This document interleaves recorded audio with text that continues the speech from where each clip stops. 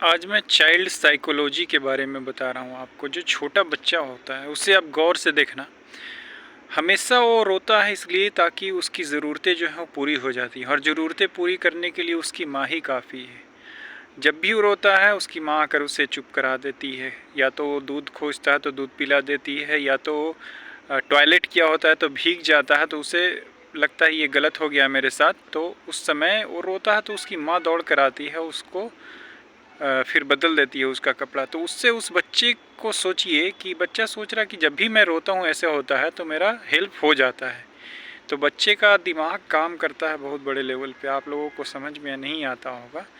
दूसरी चीज़ ये है कि जब बच्चा धीरे धीरे बड़ा होता है और फिर दूसरे जो रिश्तेदार रहेंगे वो आएंगे, बाबू कैसा सोना, थोड़ा देर के लिए सोचता है कि ये सब ड्रामेबाज लोग हैं, लेकिन मेरा जो प्रॉब्लम सॉल्विंग की हम लोग बात कर रहे हैं वो सिर्फ मेरी माँ कर रही है। तो माँ से इतना लगाव हो जाता है, इतना लगाव हो जाता है बच्चे का, कि बच्चा जब बड़ा होता है 6-7 साल का जब हो जाता है तो बच्चे को माँ फिर अलग करती है, यानी कि अलग सुलाने की कोशिश करती है बच्चे को। तो बच्चा बार बार वो माँ के साथ फिर आ जाता है सोने के लिए। फिर माँ इस चीज़ को कैसे समझाए। हालांकि बेटियाँ जो होती हो माँ के साथ पूरे उम्र जितनी भी होती है वो सोती हैं, लेकिन बेटा जो होता है 6-7 साल के बाद माँ उसको अलग करना चाहती है। फिर नहीं समझता है तो उसके पापा से फिर बोला जाता है कि देखिए ऐसा ऐसा, इसको थोड़ा सा अपने साथ सुलाइए। तो फिर देखता है बच्चा कि पापा बहुत खड़ूस टाइप के हैं, डांट रहे हैं, सोने नहीं दे रहे हैं, और खुद जाकर के मम्मी के साथ सो जा रहे हैं। तो यहाँ पे बच्चे का जो साइकोलॉजिकल डायमेंशन की मत बात कर रहा हूँ, I am talking about the psychological dimension.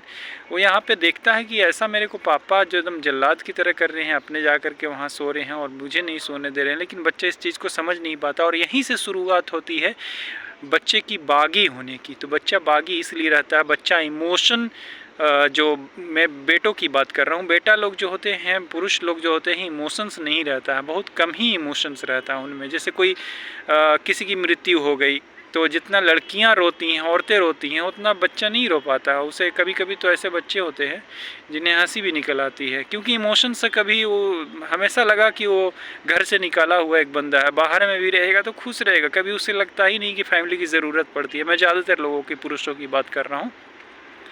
अब कोई मर गया है, मृत्यु हो गई है, 9 औरतें ऑलरेडी रो चुकी हैं, 10वीं औरत भी आएगी, तो इतनी औरतें इमोशनल होती हैं कि वो 9 जैसी ही 10वीं औरत आएंगी तो 9 औरत फिर से रोने लगेंगी। और ये जो रोने वाला नौटंकी नहीं होता, वो रियल इमोशन है जो कि बाहर आता है। मर्द बहुत सख्त होते हैं, नहीं रोते हैं, क्योंकि ये पालन पोषण का ही असर है। जैसे मैं शुरू में बता रहा था, चाइल्ड डायमेंशन, जो चाइल्ड के साइकोलॉजिकल डायमेंशन पे मैं बात कर रहा हूँ, तो ये हम लोग देखेंगे कि बच्चा जो 7 साल 8 साल का जो होता है, 7 ईयर्स का बच्चा 70% उसका जो ब्रेन है वो डेवलप कर चुका होता है। फिर उसके बाद वो बच्चे में क्या विकसित होना है आगे, धीरे धीरे हम लोग ऐड ऑन करते हैं। तो इन्वायरमेंट का तो असर होता है, इसलिए मैं बोलता हूँ पढ़ाओ, लेकिन पढ़ाई ऐसी देनी चाहिए जिससे बच्चे का ग्रोथ अच्छे लेवल पे हो, संस्कारी हो। जैसा रहेंगे, जैसा वो समाज देखेगा उसी तरह से डेवलप करेगा खुद को। Thank you so much.